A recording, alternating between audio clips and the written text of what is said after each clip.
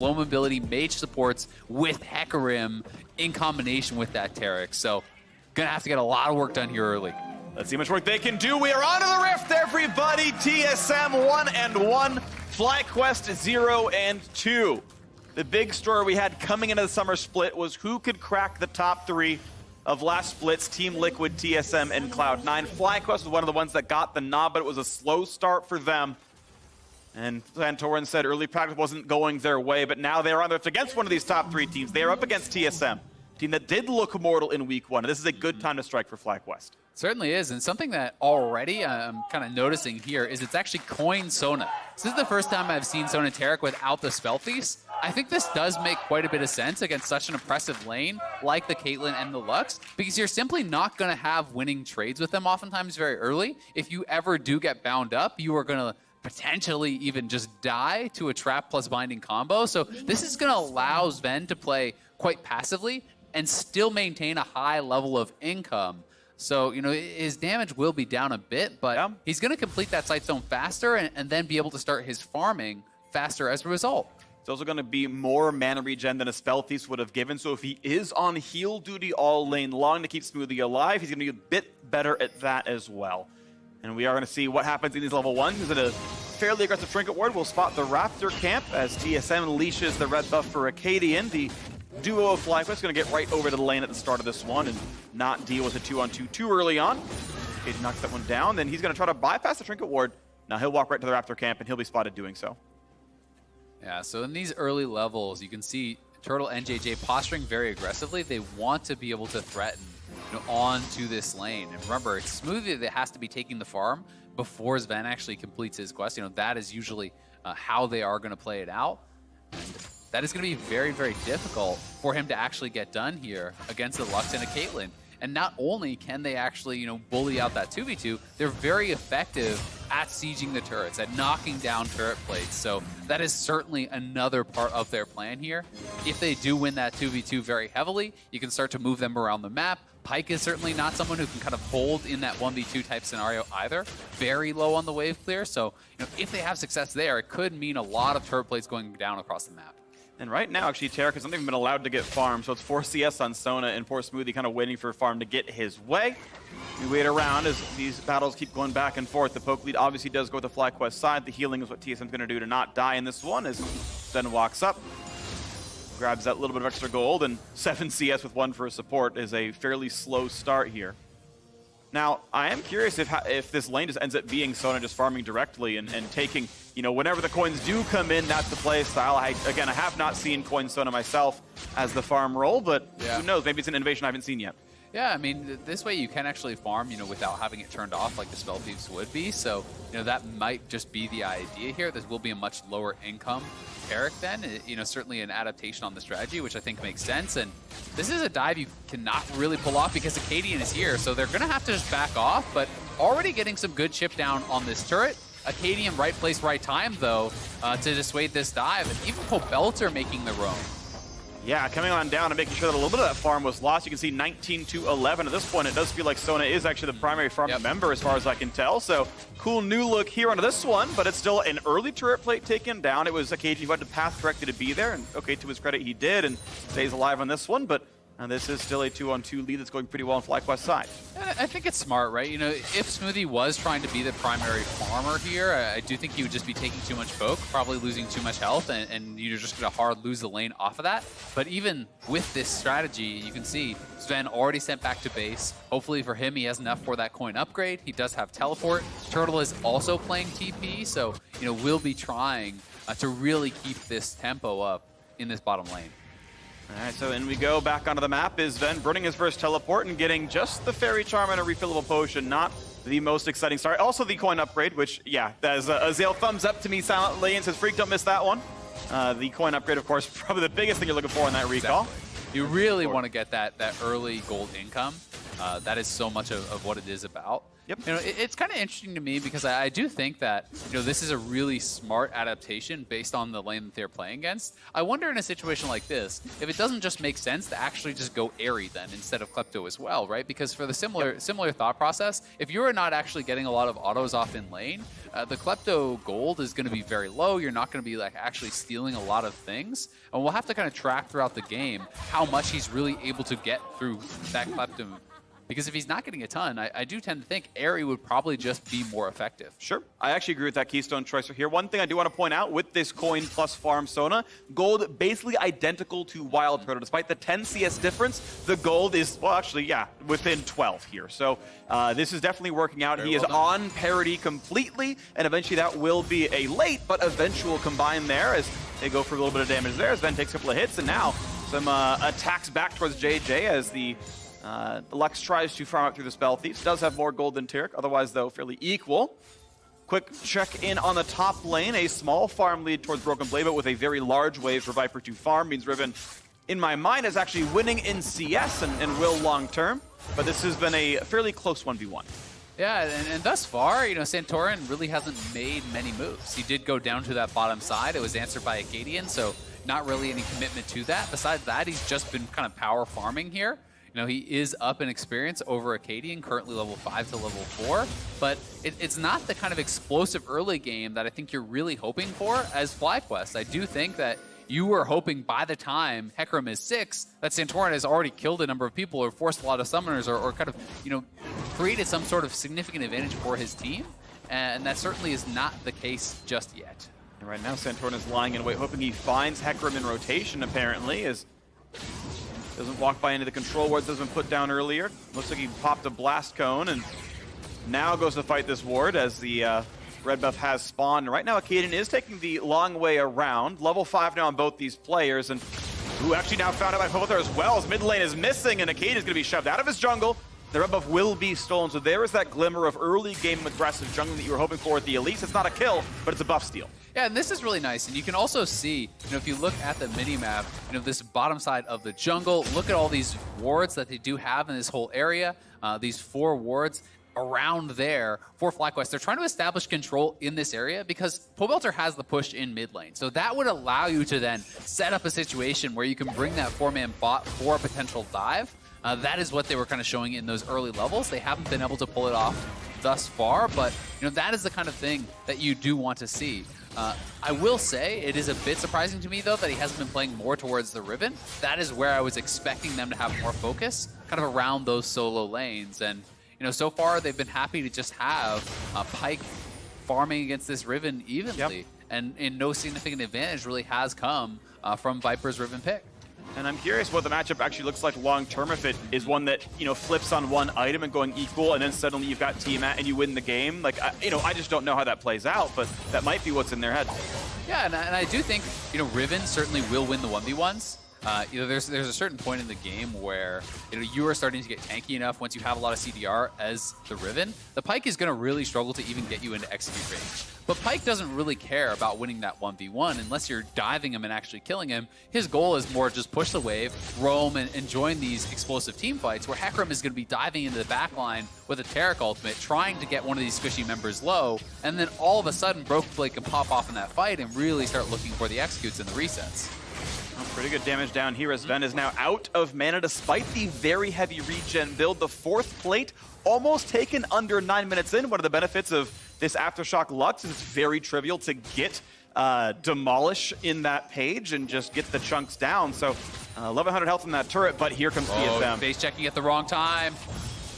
Fine, hits one. Aftershock is on for a bit of durability, but JayJ's got to flash, get away, but here comes the fear on top of Crescendo. Taric stun lands as well, and the shield will not be enough. First blood comes in for Zven. Damage towards Turtle. Now we've got Santorin coming around. Viper. Is this going to be a chance for FlyQuest to get anything done? No, Viper TPs looks like back to top lane, or it gets canceled by Pyke. I'm not canceled. sure. Yeah, Pyke must have canceled that because he was actually TPing on that pink ward. He was about to be in the middle of 4 people with Flash Ultimate up. That could have been huge for them, but we'll see if we can get a replay. I can almost guarantee you Pyke did interrupt that, as I saw the teleport was coming through on the map, and that is still a very nice play for TSM. They grab first blood for themselves. It goes to the Sona. So that is, doing a lot of work to equalize all the extra gold that the plates had given them. And here this is one more time. JayJ is expecting that this play could happen. He just does not realize that it is already here. So face checking at the wrong time there. Akaadian played this out very, very well. He gets on top of him, waits for him to flash to then ultimate. And yeah, that is... Oh, Viper was not quite in the brush. He was standing just outside the brush, so Broken Blade actually had vision to cancel that. But imagine this situation where Viper shows up on top of 4 stacked members and flash stuns with the ulti. Shock Blast comes through. Maybe something crazy is able to be turned around. Still, great job by Broken Blade, and that's TSM coming out on top on the bottom side of the map. Yep, good fight right there. It meant the bot lane goal between Sona and Caitlyn was equalized. As you mentioned, it does a lot to counteract what those plates had done earlier on. This is still FlyQuest up a bit of gold, though, and it's FlyQuest with the Cloud Drake afterwards. The Santorin had control of bot River, so this early game does look good for them. Broken Blade getting away. Yeah. I mean, I still just tend to think game state-wise, gold and everything like that, that's fine. But when you're looking at the compositions, I am very worried for FlyQuest early game. The fact that, you were level 7 and Elise has not pulled off a single successful gank. This is not why you pick Elise. You pick Elise to slam the early game, to be constantly repeat ganking, not to be farming even against the Hecarim. And now the Hecarim is post 6. As these guys start to get more and more of their items, they can start to group up and force fights. And that is a situation where Elise just doesn't really want to be. Yep. But you can see the way that FlyQuest moving their team around the map. They know the 2-on-2 looks good for them, and they can obviously 2-on-1 the Pyke. They're trying to put Caitlyn in lanes where you can farm plates. They got off that bot lane, left it at 1, sent the duo top side. We know Rift Herald is alive here, and, well, there's 4 members in this river, so that might be picked up before too long. But they're trying to farm the first 14 minutes of the game off of TSM structures of using that early 2-on-2. What we have seen with Sona Taric for a while now is they lose the early laning phase. It's the mid game they turn on. That's a bind on a 2, but it means JayJ has to walk away, and here comes Hecarim again. Finds the fear, not the stun though. Isn't enough damage though. JayJ trying to run away. Does not have the flash any longer, and he does walk away. The shields were enough to stay alive, bypassing the first 2 ultimates used by TSM. Yeah, the aftershock huge. Couple points in that W shield as well for JayJ. Did help him out, and it was honestly a really nice sidestep, and now they're going in. And crescendo on it too is a lot of damage. Smoothie gets the follow stun as well. Here comes Akaadian, just jumps in his time. Repel, try and get away, smited, slowed down. Here comes the reinforcements. Is it enough damage? Binding not gonna land. There's a root onto the front line. Looking at killing 1, looking at a second, and JayJ just gets blown down. TSM 3-0. Yeah, Bjergsen able to TP in from base, following up with the Realm Warp here too. And he's even looking like he wants to go for the Righteous Glory build. So this is the LPL special. Doenby really making this build quite popular. We haven't been seeing it in NA though. So this is going to be Seraph's very likely into Righteous Glory. And if you fully follow that Doenby special, it will be followed up by a Ryze. And it's so strong for engaging, for brawling, for being up in your opponent's face and finding those initial fights. Well, the kills are going TSM's way. The objectives have been going for FlyQuest, though, as bot lane tier 1. The first turn of the game, Pobelter leeches the local gold into that one, but this can be answered pretty quickly as Akaadian picks up the Soul of the Rift Herald picked up now and has a minute to summon it if he wants plays with that. Otherwise, you can summon it later on and go for that secondary turret, 500 gold. Yeah, it'll be interesting to see how he does use it. I do tend to really like when they drop it pre-14 for just the guaranteed kind of 360 gold that you can get from that. And we'll see if that is going to be the option here, or if they elect to kind of save it for later on when they're going to try to group 5 and look for a siege situation, try to force FlyQuest to group up and fight them 5v5, which is not really the situation that FlyQuest wants to be in. Here is the pro view replay. Bjergsen having TP'd in from base, avoiding that trap, gets in on top of JayJ, and a nice combo able to knock him down. As soon as the aftershock is gone, if there's not a pre-shield, Lux is very, very squishy. There's no health built up. There's no MR or armor built up. So you are really reliant on that aftershock and on your positioning to kind of stay safe in these fights. And of course, that can be really difficult when you got Moby Boots and those get turned off by being hit. So JayJ, unfortunately, 0-2 and 0. The early duo has done well with turret pressure, but the fights have still gone TSM's way. The gold remains FlyQuest favorite, and actually more so than it was a little while ago. But again, TSM, I think they scale really, really well, and that's, maybe just completely fine for them. Yeah, and it's very interesting to see how FlyQuest is kind of trying to play this out, right? Because now the game becomes, once you're in this position where, yep, you didn't snowball the early game, it becomes about, can you avoid the team fight? Can you force TSM to constantly have to answer you in those side lanes? Because if FlyQuest can hard commit to a 1-3-1 style strategy and kind of never be forced to actually group and fight, then they're going to be in a pretty good spot to kind of avoid a lot of the power that Sona Taric brings. But here is Akaadian dropping the Rift Herald, trying to force FlyQuest to group up and answer them. They do get the charge, but they won't get much more off of that besides positioning on this Infernal, and that's where they want to go. They're trying to force FlyQuest to come to them for a 5v5. Yep, there we go. The Flash Crush not going to land those. Splits the upright. Here comes the engage anyway. Hecarim in the middle, finds 2 Fears, gets that first kill to reset for Broken Blade, and they can certainly chase for more. Do they find the opening? Akaadian goes down. Viper has arrived, and his fangs are sharp. 2 kills picked up for FlyQuest, turning the fight right around. Yeah, a bit of an overchase there from Akaadian. The cooldowns were ending. He kept wanting more, hoping to get someone into low enough HP that Broken Blade could get another ultimate down, but they didn't have the follow-up. And Viper turns it around on them. That is a huge couple kills going the way of FlyQuest, which also results in that Infernal Dragon. Big pickup there, and this is feeling like a solid mid game as FlyQuest are doing a pretty good job. The 0-2 start to the split. Maybe it's going to be turned around here with a fight, with a eventual win over TSM. Watch that fight again. Zven just barely missing. Yeah, it actually looked like JayJ maybe was kind of hooked out of that ultimate. I'm not quite sure. The Pyke ultimate did hit him.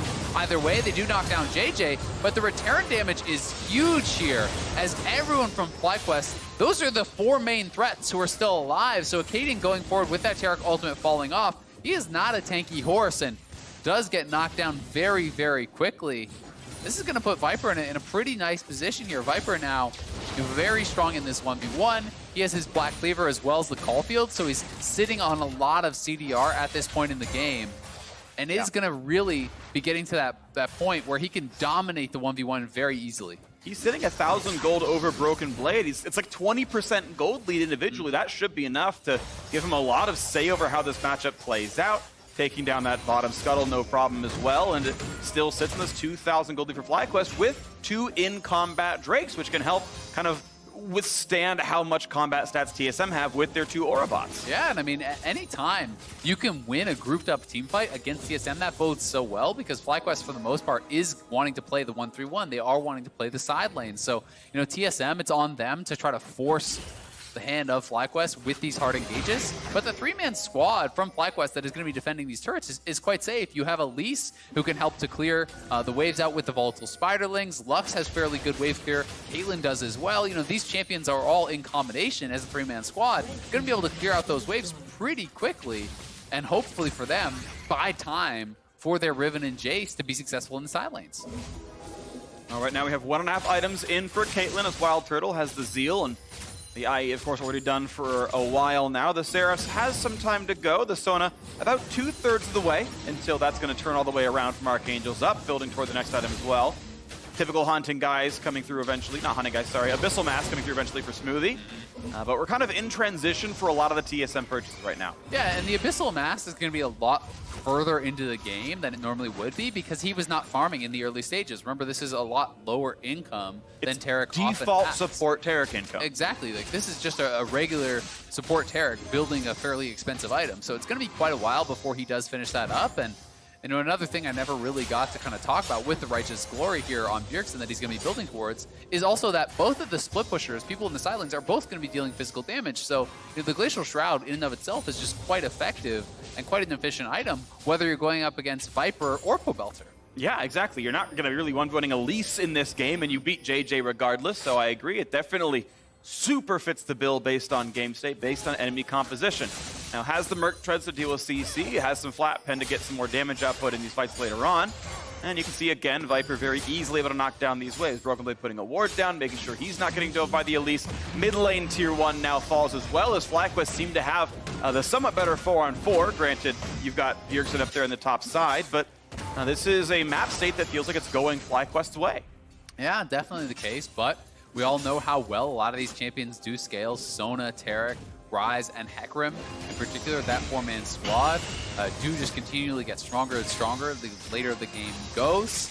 I do think that they will start to outpace kind of a lot of the people they're sitting across from when you're looking particularly at the Elise and the Jayce. Those champions can, I think, struggle in the late game team fights compared to some of their opponents. So FlyQuest, though, doing a pretty good job thus far. They have knocked down 2 of the outer turrets. They're still up over 2,000 gold, and the Infernal, I think, really helping to kind of secure some of that advantage going towards the late game when they have 5 champions who are building AD and AP. This is, a fairly aggressive squad here. Now, once again, mid lane pushed in and answered by FlyQuest here as we wait again for this game state to push forward. 40 seconds on Drake spawn. That's going to be, I think, one of the big triggers here in this game. It's starting the action up once again. FlyQuest have been the team to have better control over neutrals. Now fighting for this ward right here, but have to respect what the engage could be over the wall. That ward that makes them feel very safe, and the Shock Blast pushes TSM right off. And this buy from Viper is so enormous going into this Infernal, but TSM is trying to look for the engage. Big stun stops it as well. Great the disengage. Taric does absolutely nothing. There is no hard engage here. Yeah, and Viper just bought his Death Dance. He's now on Black Cleaver Death Dance at level 13, and he is ready to go. Randall on to 3. Hecarim over the top. JJ's gone already, but Viper, he wants blood. He gets one answered back. Now fights for a bit more, but Brooklyn over the wall. Almost in lethal range. Not just yet, though. 2 for 1 to FlyQuest. Make it a third. They are winning these fights with 4 kills to 1. The disengage from FlyQuest was so good, and TSM stuck around. It looked like they wanted to try to fight it out or see if they could get something done anyway, but without the Taric ultimate, without that major cooldown, and with Viper on this huge power spike, Viper dives into the backline, essentially 1v3, and he's the one coming out on top. Massive stuff out of the marquee champion of the FlyQuest top laner. He's put in 10,000 games in this one at least, and it shows. 2-0 and 2, the big factor in this fight. Yeah, and that cocoon was absolutely enormous. The TP was committed. They decide to stay around, though. They're not fully retreating out of this. Now, notice Broken Blade is split off from the rest of the team. In goes Santorin. Wow, the flash from Zven was really nice, but they don't have the full complement of people there. Broken Blade was not there for the ultimate reset. And look at Viper, he just gets right in on top of Zven, knocks him down, takes Smoothie out. And TSM in disarray after that failed engage. FlyQuest get the Baron and will now be able to move over towards this Infernal and look to grab that as well. It seems to be one of the ways you have to try to beat this Sona Taric sort of team is find a way to withstand the Taric ult to not get burst out, but then have burst damage yourself so they can't sustain through it. And Riven, who is ahead, diving a Sona without any armor, is a pretty good way to knock someone down before the heals can really matter. Yeah, I mean, it's pretty insane. Viper is up 2K now on his lane opponent and has double Infernal, which is a tremendous amount of additional AD at this point in the game. So that value is really skyrocketing for them. And with this Baron buff, they are in a position where they could snowball this game and close it out. TSM, really looking like they do not have the answers right now. So they are going to try to just pull the map apart. They're putting Bjergsen out to the side lane here, having him split push, and they're looking to just trade gold for gold because they know that they are behind, and if you can trade equally from that spot, it's going to be pretty good.